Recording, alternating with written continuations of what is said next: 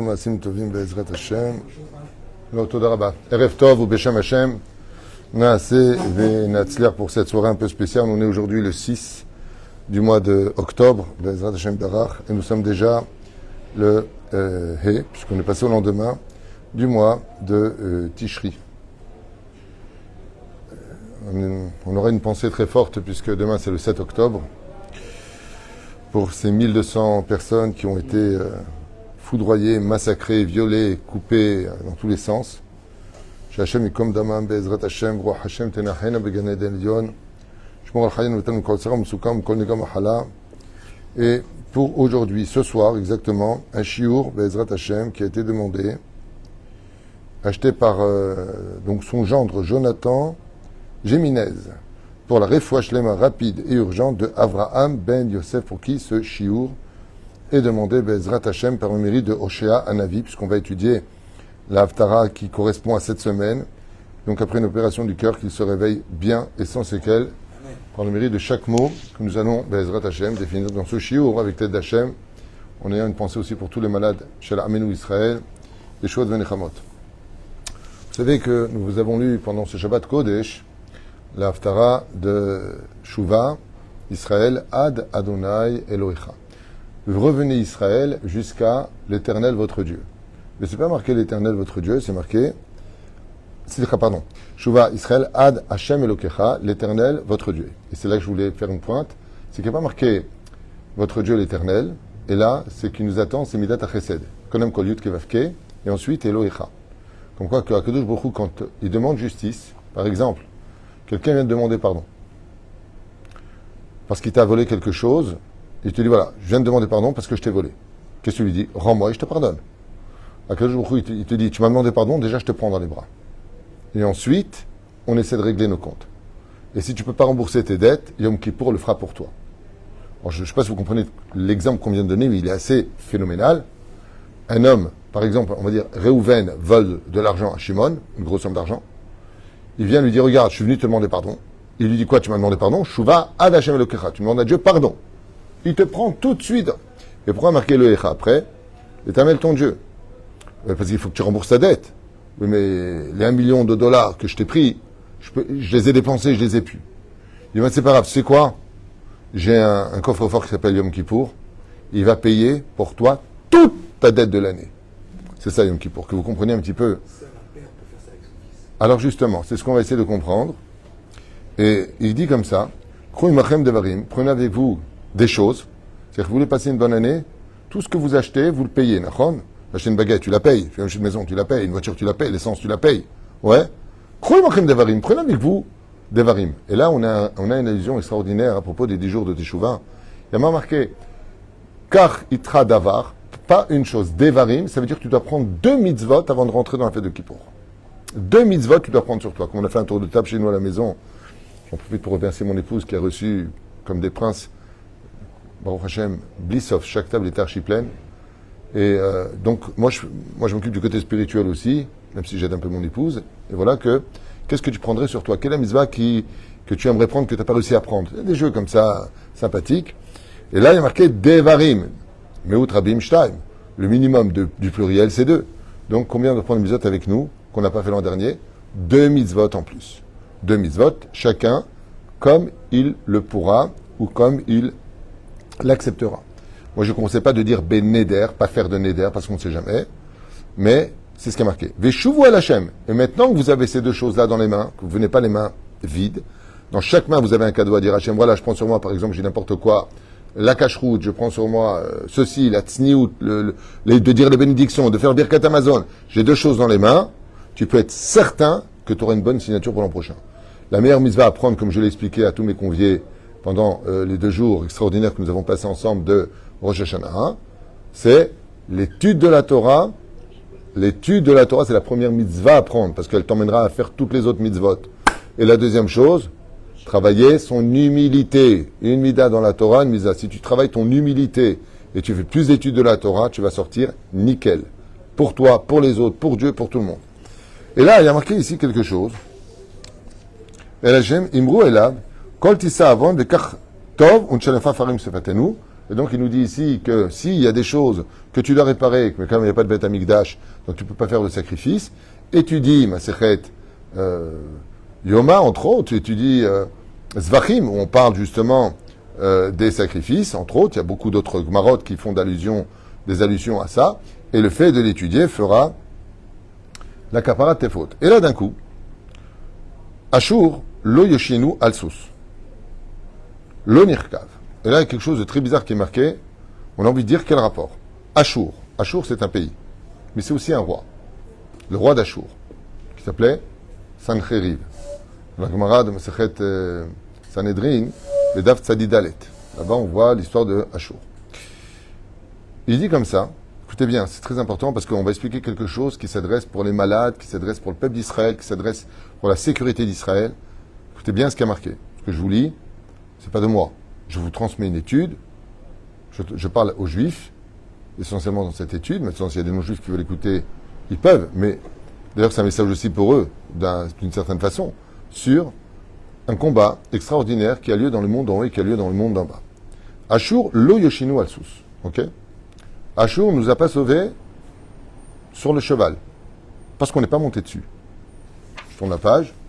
Velo nomar od elenu le masé yadenu, asher becha yerucham yatom. Et on ne pourra pas dire, l'onomar od, Elohenu, le masé adenu, que c'est par nos forces à nous, nos mains, qu'on a réussi à s'en sortir, si ce n'est que par la miséricorde de Dieu qui nous a sauvés. Alors de quoi est-ce qu'on parle ici? Et c'est ce qu'on va voir ensemble. Récapitulatif d'abord sur Hoshea, ce fameux grand prophète, et je le dis à tout le monde à voix haute. Hoshea est un des plus grands prophètes des 12 petits prophètes d'Israël. C'est une sommité. Hoshea Navi d'ailleurs est enterré à Tzfat, juste en face de Chana et Shiva Banea. En face il y a une grotte, c'est Hoshea Navi. Avant de mourir, Hoshea Navi a dit... Hoshea. Aucun rapport. Non. Hoshea Navi à la Shalom a dit avant de mourir, tout celui qui à n'importe quel moment dans l'année organisera pour moi une Seouda, en mon nom à moi, en lisant des versets comme, on l'a ici, donc Hoshea Navi, là on est dans le Siman du Dalet, et il parlera un peu de moi. Ok? Et qu'il fera le Birkat Amazon de tout son cœur. Quand il aura fini son Birkat Amazon, qu'il appelle mon nom. Hoshea, va devant Hachem, j'ai besoin de me marier, j'ai besoin de la santé, j'ai besoin de Parnassa, j'ai besoin de faire ma lia, j'ai besoin... Qu'il m'appelle après avoir fait une Seouda pour moi, et j'irai devant le trône divin plaider sa cause. Voilà ce qu'a promis Hoshea à Navi. D'où est-ce que je sais ça? Ma référence, c'est mon Rav. Rabbi El-Garbian, Kodesh Kodashim, c'est lui qui m'a enseigné ça. Et lui, je ne vais pas demander ses références à lui, mais je peux vous affirmer que lui-même, c'est une référence. Oufren, alors, qui est Hoshea? Alors, Hoshea Navi, c'est un des 12 prophètes d'Israël. Et ce prophète est très particulier parce qu'il a osé être un peu hautain à un moment de sa vie avec Dieu. Il y a eu 2 prophètes qui ont été un peu... 3, qui ont été un petit peu durs avec Hachem. C'est Eliyahu Navi, ton peuple. Hein. Il y a eu Yona, qui est un peu révolté. Il n'a pas envie de faire ce que Dieu lui demande parce qu'il estime qu'il a sa vérité, celle de la profondeur de l'avenir. Yona ben Amittai. Puis on a Hoshea. Hoshea, ce tzaddik et Sodolam hors du commun, qui avait une joie de vivre et un respect pour Dieu qui était hors du commun, alors que Dieu se plaindra à lui en disant parle au peuple d'Israël, qu'il arrête tout ça, il va dire à Dieu quelque chose d'inattendu. Écoute Hachem, si tu veux pas du peuple d'Israël, ça te convient pas, t'as qu'à changer de peuple. C'est quand même incroyable d'oser dire à Dieu t'as qu'à changer de peuple. Et justement, comme vous le savez, on le dit, on vient de le lire dans la lecture de Vayachal Moshe, viens toi t'occuper de ce peuple d'Israël Hachem, car car c'est un peuple à la nuque raide. Ce qui fait que nos défauts, d'une certaine façon, un peu notre désobéissance à la Shmira du Shabbat, à la Kashrut, à la Nida, à tout ce qui concerne les mitzvot, fait un peu notre qualité. Parce que nous avons un libre arbitre que Dieu désire plus que les mitzvot elles-mêmes. C'est-à-dire si tu fais tchouva, tchouva ad Hashem Elokecha, fais tchouva par amour. Je te prends dans les bras, je t'aime. Parce que si je veux t'éclater, je t'éclate. Et Dieu nous l'a montré, quand il veut laisser un pogrom se faire, c'est aucune hésitation, personne ne peut nous sauver. Et vous étiez, qu'est-ce qui se passe? On le dit dans le Teilim, si Dieu n'est pas le chômeur de nos frontières, personne ne pourra nous garder, ni un soldat, ni une arme, ni une fusée, ni un missile. Shum davar, c'est ce qu'on dit dans les Teilim. Et la reine Hoshea Navi, étant donné qu'il a mis Dieu à l'épreuve, Dieu va le mettre aussi à l'épreuve. Il va lui faire un coup de vis. Exactement. Il va le faire rêver. Je vois que tu connais un peu sa biographie. Il va le plonger dans un songe comme ça, un peu bizarre. Et ce songe, il est tellement palpable qu'on a l'impression que Hoshea, le prophète, il est en train de vivre ce qu'il va rêver. Alors écoutez bien comme c'est beau comme rêve, et en même temps comme c'est dur comme rêve. Dans le rêve, il n'est pas marié, et il rencontre une femme de mauvais augure, mais d'une beauté sans pareille, et il a un coup de foudre pour elle, d'un amour qui dépasse toutes les limites de la compréhension. Et elle lui promet de faire teshuva, un peu comme Rachab avec Yoshua bin Nun. Rachab était prostituée, elle s'est mariée avec le maître d'Israël, Yoshua bin Nun. Et voilà que, après quelques années de mariage, ils ont des enfants, 2 enfants dans le rêve. Et donc, lui, il se voit tellement heureux avec elle. Et quand il la voit, vous savez que c'est toujours un plaisir pour un homme, quand il a une femme de belle allure, de la regarder. C'est-à-dire, après, chacun sa façon de voir les choses. Mais en tout cas, c'est agréable de se lever à côté d'un joli visage. Et donc, Hoshea, qui n'est pas du tout matériel, il est fou amoureux parce qu'il la trouve dessinée par les mains de Dieu lui-même. Puis voilà qu'on lui apprend qu'elle est redevenue prostituée. C'était une prostituée avant, et elle aurait trompé son mari. Et là, dans le rêve, il est très embêté. Vous savez que dans ce cas où une femme aurait fait chas v'shalom à des interdits les plus graves, c'est l'adultère. Même si elle est séparée de son mari depuis 100 ans. Tant qu'elle n'a pas eu son guet, elle est mariée. Et donc, elle est partie avec un autre homme. Et là, il y a 2 témoins qui disent au Hoshea, on a vu ta femme. Il y a 2 témoins, c'est mort. Tu es obligé de divorcer. En plus, il l'a cru, c'est la 2e condition. Il est obligé de divorcer. Et donc, il se met à prier Hachem, maître du monde. Il aime tellement sa femme, il se met à pleurer. Maître du monde. Il n'y a pas moyen d'arranger ça, il n'y a pas moyen de sauver. Je lui pardonne. Et Dieu lui dit, mais pourquoi tu lui pardonnes? Elle t'a trompé. Elle t'a détruit. Tu lui as fait confiance. Elle t'a promis, elle t'a trompé. Et à ce moment-là, Hoshea Navi lui dit, mais je l'aime tellement. Mais je l'aime tellement. Et il hurle tellement comme ça. Mais je l'aime tellement, je l'aime tellement, je l'aime tellement. Qu'il se réveille en sursaut. Et il dit à Dieu avec des larmes qui coulaient sur ses joues. Mais je l'aime tellement. Alors le Créateur s'adresse à Hoshea qui réalise qu'il a fait un rêve. Ouh mince, mais qu'est-ce qui est arrivé? En réalité, c'est un coup de vis que Dieu lui a fait. Et Akadosh Baruch Hu, il lui dit, alors, tu te bats et tu me demandes de la garder alors qu'elle t'a trompé? Il dit, mais je l'aime tellement. Il dit, moi c'est pareil, j'aime tellement le peuple d'Israël que même s'ils font pas Torah ou mitzvot, qu'est-ce que tu es en train de me dire, change de peuple? Pour rien au monde, je ne changerai de peuple. Chez Neymar, comme le dit, l'amour que définit d'ailleurs le roi Salomon dans Shir HaShirim, le cantique des cantiques, est très spécial, parce que la phrase que dit Dieu au peuple d'Israël, c'est une phrase que toutes les personnes au monde rêveraient d'entendre. Ki cholat ha'ava nafshi. Ki cholat ha'ava nafshi. Mon âme est malade d'amour pour toi. C'est pas je suis malade, non. Je suis malade d'amour pour toi. C'est quelque chose qu'on ne comprend pas. C'est juste comme ça une parenthèse sur ce géant prophète. Iratson que par son mérite, il ramène à la vie celui pour qui nous faisons entre autres ce shiur Avraham ben Yosef, qui a été acheté pour la tzara aussi de son gendre Jonathan Géminez. Oufren, alors la grande question, le shiur est reporté sur la suite du verset. C'est pas Achour avec ses chevaux qui t'ont sauvé, et parce que tu n'es pas monté dessus, c'est uniquement la main d'Hachem qui t'a sauvé. De quoi est-ce que l'on parle? Alors je vous fais ça en synopsis, parce que ça serait un peu trop long, mais c'est très important de comprendre ce qui s'est passé.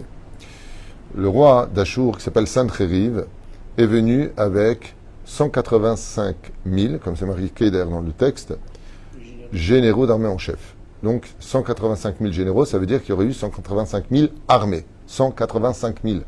On dénombre à peu près 3 millions d'hommes. Au minimum, peut-être plus. La Gemara va nous dire, comme on ne sait pas exactement le nombre de soldats qu'il y avait, il y a une chose qui est sûre, sous témoignage oculaire, c'est qu'ils ont traversé un fleuve, que le premier, quand il est passé, l'eau lui arrivait au nez, et que le dernier, quand il est passé à pied sec. Donc, il y avait tellement de soldats qu'ils ont vidé le fleuve. On peut imaginer combien un soldat pourrait sortir de litres sur ses habits, 1 litre d'eau. Donc, combien il y avait de soldats pour vider un fleuve? Oufren, quand ils sont arrivés, Sancheriv a été très déçu. Il a vu Jérusalem. Il a dit quoi? Moi, je suis venu détruire le peuple de Dieu, et c'est ça, Jérusalem. Il a dit à ses soldats, écoutez, on ne va pas attaquer tout de suite, parce que si on crache dans la muraille de Jérusalem, on va tous les noyer. Tellement on est nombreux, tellement c'est ridicule. Qu'est-ce qu'a fait Sancheriv dans son orgueil, ce roi d'Achour? Il a dit, écoutez, préparez 2000 chevaux, des meilleurs chevaux de nos armées, armez-les jusqu'aux dents, avec des épées, des glaives, des catapultes, ce que tu veux. Livrez-les à mes ennemis, parce que j'aime pas taper dans le vide. Donc qu'est-ce qu'il a fait? Il a envoyé 2000 des meilleurs chevaux de l'armée d'Achour, équipés. Il dit, voilà, t'as plus qu'à mettre tes soldats dessus. Au moins, on les laisse nous tuer un peu de soldats, on n'est pas venu pour rien. Puis après, on vous finit, quoi. Mais j'ai pas envie de jouer, comme on dit en français, avec des copains, j'ai pas taper dans le vide. Donc, voilà, on va te donner des armes. Il lui dit, même pour se moquer de Chizkiyahu Amelech, qui était roi d'Israël, qui était le machère de cette époque, il lui dit, écoute, si t'as pas assez de soldats pour te battre, je t'en envoie de chez moi. Style, tu veux que je t'envoie des contingents, tu veux? Et le pire, c'est que Chizkiyahu Amelech va lui dire au roi d'Achour, j'ai pas besoin de tes chevaux, pour la simple et bonne raison, c'est que j'ai pas de soldats. J'ai même pas de cavalier qui pourrait monter dessus. Ni un cavalier qui surgit du fond de la nuit, ni un cavalier qui garde une frontière. Il n'y a aucun soldat dans nos remparts. Et là, Chizkiyahu Amelech lui dit, j'ai pas besoin de tes chevaux, reprends-les. Le roi d'Achour est tellement hébété, il lui dit, mais tu veux mourir. Alors, non seulement tu es le peuple de Dieu, tu es le Beth Amikdash, je suis venu te détruire et tu n'as même pas un soldat pour te défendre. Il lui dit, non, nous on a Dieu. Il lui dit, mais c'est quoi ton arme? Et là, il répond, d'ailleurs dans le texte, qui est magnifique, il dit, de Goujdan jusqu'à Jérusalem, il n'y a pas un seul homme, femme et enfant qui ne connaissent pas les lois de la pureté et des impuretés dans la loi orale, qui est une des études les plus difficiles. Il est en train de lui dire, chez nous, tout le monde étudie la Torah, tout le monde est religieux. Donc, on n'a pas besoin de soldats. Le roi Achour, qui n'est pas juif, il dit, vous êtes complètement fou. Enfin, 2 et 2, ça fait 4. Tu prends une pièce, tu la jettes en l'air, elle tombe par terre. Là, vous êtes en train de me dire, parce que vous avez une potion magique qui s'appelle l'étude de la Torah et l'accomplissement des mitzvot, vous n'avez rien à craindre. Alors, on va vous esquinter. Mais qu'est-ce que fait le roi d'Achour, étant donné que c'était la veille de Pessah? Eh bien, il entend les enfants d'Israël chanter la Haggadah. Même si la Haggadah est écrite en réalité par Rachid, on la retrouve dans la paracha de Kitavo. Donc il a pratiqué, à leur façon, à lui raconter l'histoire de la sortie d'Égypte. Et le roi Achour, il dit que c'est parfait, demain matin à l'aube, on les attaque. Seulement voilà, l'ange Gabriel sort. Il avait l'habitude, dit la Gemara, de nous renouveler toutes les racines de la terre pour la nouvelle année de... Parce que il faut savoir que Pessah, c'est aussi un Rosh Hashanah, Nissan, comme c'est marqué dans la Gemara, le Masechet Rosh Hashanah. Et qu'est-ce qu'il a fait? Il a consumé toutes les âmes de tous les soldats présents pour tuer Israël. Ça veut dire les 185 000 généraux et leurs armées sont morts. 4 sont restés vivants. 1, le roi Sancheriv, roi de Achour. 2, son écuyer Nabuchodonosor. 3 et 4, ses 2 enfants. Les 2 enfants sont partis se convertir quand ils ont vu le miracle de Dieu. Sancheriv, qui a promis de sacrifier ses enfants s'il revenait vivant dans son pays, a été tué par ses propres enfants. Et qui sortira d'ailleurs des 2 enfants de Sancheriv? Shmaya Avtalion. 2 grands, Zougod d'Israël. Et puis, Nabuchodonosor, qui a vu le miracle, s'est mis à chanter en l'honneur de Dieu. Et l'ange Gabriel lui a mis une gifle. Et il a dit, alors, puisque j'ai chanté en l'honneur de Dieu et que Dieu n'a pas accepté mon chant, eh bien, je promets que si un jour je deviens roi, je détruirai moi-même le temple. Parce qu'il a pris une gifle. De là, on voit la différence entre eux et nous. Quand nous, on prend une gifle, comme le 7 octobre, comme la Shoah, et comme tellement d'autres choses, on continue à être croyant, on fait des cours de Torah, il y a encore du monde qui partage et qui écoute les cours pour se renforcer dans la foi et d'attendre les Hashem de meilleurs jours. On a vu que lui, il a pris une gifle parce qu'il a fait un chant, et il a tout jeté. Donc faites attention quand vous avez des épreuves au nom de la Torah. Faites très attention quand vous avez des épreuves au nom de la Torah, de ne pas faire d'amalgame. Et c'est pas parce qu'on a une épreuve qu'on doit rejeter toute la Torah. Ne vous comportez pas comme Nabuchodonosor, qui lui, par contre, enseigne que, ok, Dieu, je veux bien le service, mais à une condition, qu'il me casse pas les pieds, et s'il y a une épreuve que je peux pas supporter et que j'estime que, alors je jette tout. Chas veshalom, de jeter la Torah parce qu'on est mis à l'épreuve. Je prends juste pour finir. Rabbi Yehuda Tzadka, maintenant, il pose une question très importante. Il pose la question, il dit, mais comment ils sont morts? Il y a 2 options. La première option qui est très connue, qu'il écrit dans son livre, Rabbi Yehuda Tzadka, Alav Shalom, qui était Rosh Yeshiva Porat Yosef, c'est aussi le Rav de mon Rav. Alav Shalom. Il dit qu'ils ont été brûlés de l'intérieur, mais que les corps sont restés intacts. Maintenant, il dit pourquoi? Pourquoi une mort pareille? Comme la mort de Nadab et Avihu, les fils de Aaron, consumés de l'intérieur, mais les corps sont restés intacts. Il dit parce que s'ils les avaient brûlés intérieur-extérieur, on n'aurait pas pu reconnaître combien il y avait de personnes. Et Dieu a voulu montrer l'amour qu'il portait pour son peuple et combien de soldats étaient venus les tuer. Ce qui fait que les corps étant restés intacts, ils ont pu voir le miracle de millions de corps à cette époque, selon en tout cas les textes que nous avons chez nous les Juifs, tels que c'est enseigné depuis 2000 ans, 3000 ans, eh bien, que les enfants d'Israël sont sortis ébahis. Ils ont chanté le Hallel en l'honneur de Dieu. Ils ont été, sauf justement le roi Chizkiyahu qui n'a pas chanté vraiment, et c'est pour ça qu'il s'est disqualifié en tant que Messie, et ils ont chanté en l'honneur de Dieu. la deuxième option, qui est dite pourquoi et comment ils sont morts de façon surnaturelle, c'est que les anges, vous savez qu'il y a ce qu'on appelle le Perek Shira. Et tous les matins, à l'aube, les anges, responsables des éléphants, des rhinocéros, des girafes, de la nature, minérale, végétale et animale, chantent en l'honneur de Dieu. Ils chantent. Et qu'est-ce qu'a fait l'ange Gabriel? Il a ouvert la dimension des chants des anges pour que les humains puissent les entendre là où ils étaient. Ce qui fait que tous les soldats, quand ils ont entendu le chant d'amour que les anges ont chanté en l'honneur de Dieu, leur âme n'a pas pu supporter d'être coincée dans le corps et ils ont extirpé leur âme du corps par amour pour Dieu, montés vers Hachem, alors qu'ils étaient impurs. Ils sont montés vers Hachem, comme si ils avaient découvert un amour réel, une lumière réelle, une façon d'être quelqu'un de profondément bon. Et donc, ils sont morts de cette façon-là. Et là, Rabbi Yehuda Tzedka, Alav Shalom, il nous donne un enseignement qui est magnifique et qui nous sortira de beaucoup de problèmes, beaucoup de problèmes. Il dit, comment se fait-il, Bémet? De tout temps, il y a eu des armées en Israël. Yoshua bin Nun l'a conquis avec une armée, même s'il y a eu les trompettes de Jéricho. Il y a eu quand même une armée. Après, on a eu le roi Shaoul qui avait une armée. Il faisait guerre avec les Philistins. Le roi David avait son armée, avec Yoav ben Tzeruria, général en chef de son armée. Avner ben Ner, à l'époque du roi Shaoul. Ben Ayoub ben Yoyada. On verra le prophète Nathan, le prophète, comment il s'appelle, Ido. C'est toujours eu des armées. Le roi Salomon avait une armée pacifiste, il n'était pas en guerre. Mais de tout temps, il y a eu des armées. Et là, ce qu'il a voulu enseigner, justement, cet Haftara que nous lisons de Hoshea, qui nous mène de Rosh Hashanah à Yom Kippour, c'est un message que tout le monde doit retenir. La spiritualité est plus forte que la matérialité. Comme on le dit dans les Teilim, et les Barechev et les Basousim. Et cet Haftara que nous lisons, ce Shabbat qu'on a lu, qui nous mène à Yom Kippour, c'est une Haftara qui vient réveiller chez nous cette impressionnante dimension de la force de ce que c'est quelqu'un qui fait Teshuvah. La force de la prière, la force d'étudier la Torah, d'arrêter de croire, comme l'a dit Hisko Ameler. Qu'est-ce qu'il lui dit à Ashur? Mais moi, j'ai pas besoin de soldats. Il n'y a pas de gens qui sont pas Shomer Shabbat ici. Il n'y a pas de gens qui sont Mechalel. Quoi que ce soit, tout le monde étudie la Torah, les hommes et les femmes. Tout le monde connaît ce qui est pur d'impur. Personne ne se rend impur, personne ne regarde les femmes, personne ne dit de bêtises. J'ai pas besoin de soldats, il lui a dit. Et ce fait historique, qui est un peu unique dans l'histoire, est un message universel, mais qui s'adresse vraiment à tout le monde, même chez les chrétiens ou les musulmans ou les bouddhistes, tout le monde te dira. Si de façon physique, tu vas chez le médecin et le médecin te dit, écoutez monsieur, c'est phase finale, il n'y a plus rien à faire, alors c'est ça le message.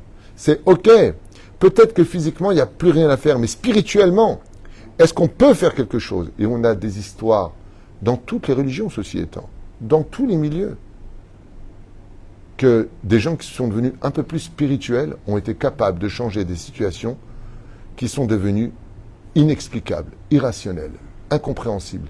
On aime ce qui est rationnel, on aime avoir les pieds sur terre, on aime avoir des situations où, alors on peut voir un boxeur, par exemple, qui fait 80 kilos face à un boxeur qui fait 120 kilos, on voit la différence de poids entre eux, et puis tu as le boxeur qui fait 80 kilos, qui met une droite, il a réussi son coup, c'est passé, il l'a mis là où il fallait au niveau du menton, il tombe KO.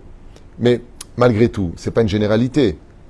Mais là, chez le peuple d'Israël, dans ce que nous sommes, ce que Am Israël doit comprendre, c'est que notre force, notre victoire, notre réussite, elle est dans la spiritualité. Alors bien sûr qu'on doit se défendre, bien sûr que toutes les nations ont le droit de se défendre. Une nation qui est attaquée se doit de se défendre. C'est une généralité. Mais Am Israël doit comprendre que et les Barechev et les Basousim, qu'est-ce qu'il dit dans le texte qu'on a lu pour ceux qui croient en la Torah? Il dit, il nous a envoyé des chevaux, on n'est pas monté dessus. Pourquoi? Parce que Dieu a voulu montrer qu'en réalité, c'est lui qui nous a sauvés. Donc il a laissé les corps intacts. Il nous a montré que chaque mot d'étude, c'est un ange. Et qu'un ange, c'est un ange protecteur. Qu'il est capable de t'apporter quelque chose de plus grand. Ce qui fait que même si tu subis une opération, prends sur toi une mitzvah. Des krouilles trem devarim, prenez avec vous des choses. Parce que les meilleurs avocats, aussi bien dans ce monde que dans l'autre monde, on dit, c'est vrai que dans l'autre monde, on ne voit pas un corbillard suivre quelqu'un dans la tombe. Mais je suis désolé de vous dire, les tzadikim gumurim, les vrais tzadikim, ils ont toujours gagné les guerres dans ce monde et dans l'autre. Les vrais tzadikim, Moshe n'a pas perdu de guerre, Yoshua n'a pas perdu de guerre, les vrais tzadikim, ceux qui n'ont pas de faute. Dans ce monde, parce que leur srout, les médecins, ils avaient dit à quelqu'un qu'il était condamné, le rabbi Lubavitch lui a promis qu'il vivrait encore 20 ans. Il lui a dit, mais ils m'ont donné maximum 2 mois. Je suis phase finale. Le rabbi lui a dit, tu vivras 20 ans. Et il a vécu plus de 20 ans.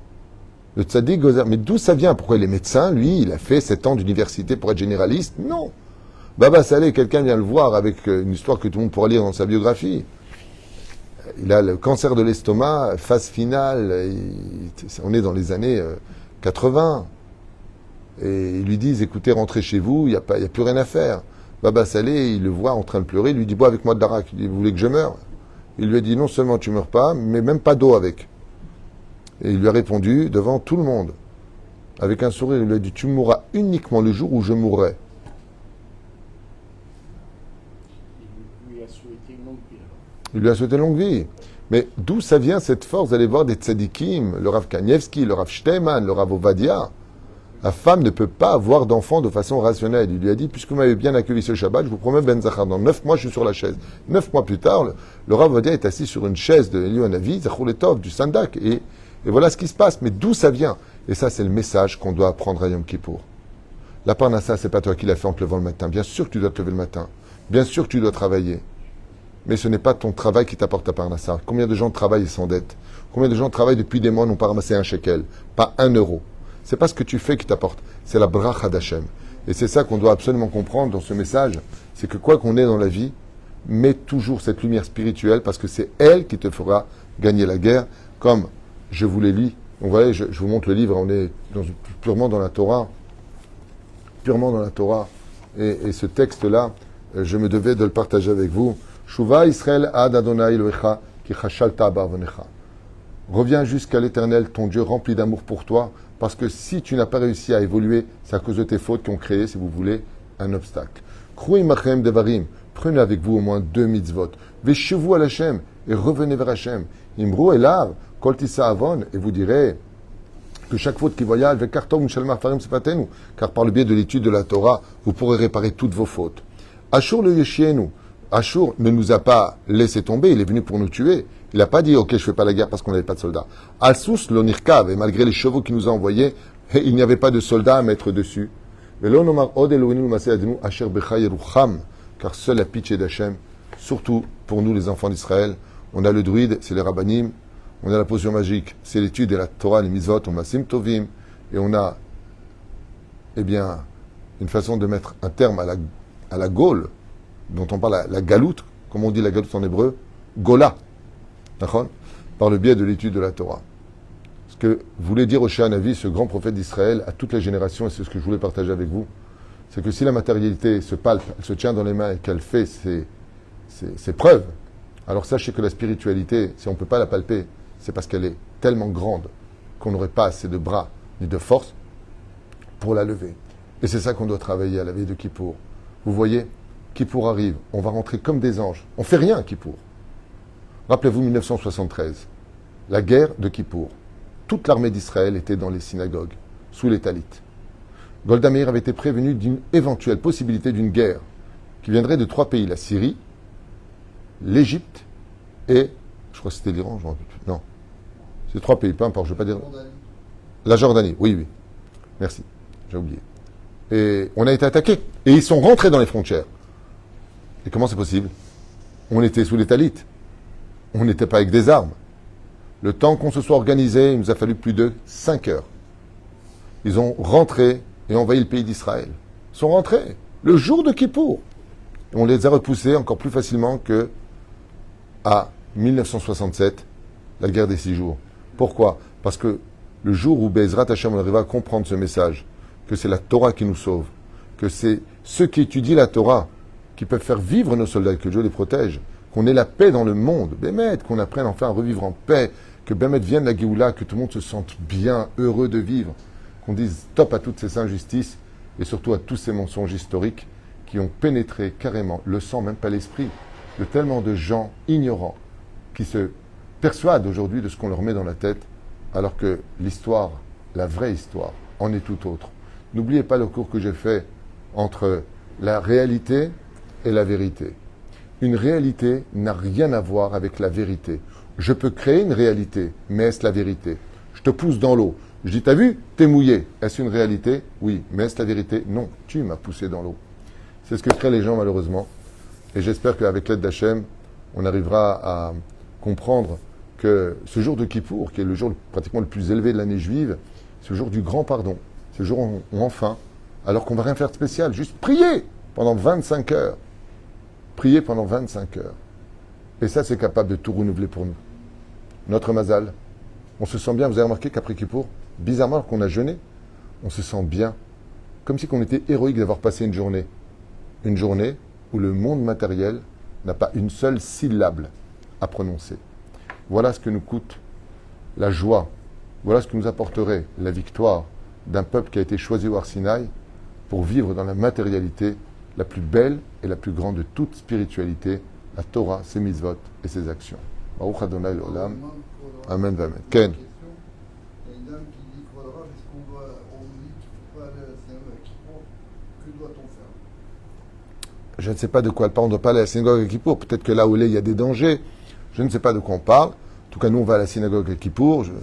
En Israël, s'il y a des problèmes, ce que dit le Pikoud Haorev, c'est-à-dire ce que dit le centre de la sécurité du pays, il faut le faire. Ça, c'est ce que demandent nos rabbinim. S'ils disent, vous sortez, s'ils disent, vous sortez pas, eux, ils ont des informations qu'on n'a pas. On n'a pas le droit de risquer nos vies, et donc on priera à la maison. Mais si Dieu veut, peut-être qu'on priera au Beth Amikdash. Qui pour ne pas encore arriver en une semaine, on peut changer l'histoire du monde. Baruch Adonai l'olam, amen, amen. Kol Tuv. Et refouach lema bezrat Hashem pour ce shiur dédié pour Avram ben Yosef. Shakadosh Baruch Hu tenu refouach lema, chlema meira, briut etana, ainsi qu'à kol chayalenu, tous nos chatoufim, et kol am Israël. Demain, c'est une journée faite tous des Teilim, 7 octobre. C'est une journée qui n'a pas le droit d'être oubliée. Qu'on ne baisse jamais notre garde. Et qu'on apprenne Bezrat Hashem à avoir les yeux ouverts dans la Torah, dans Simchat Torah.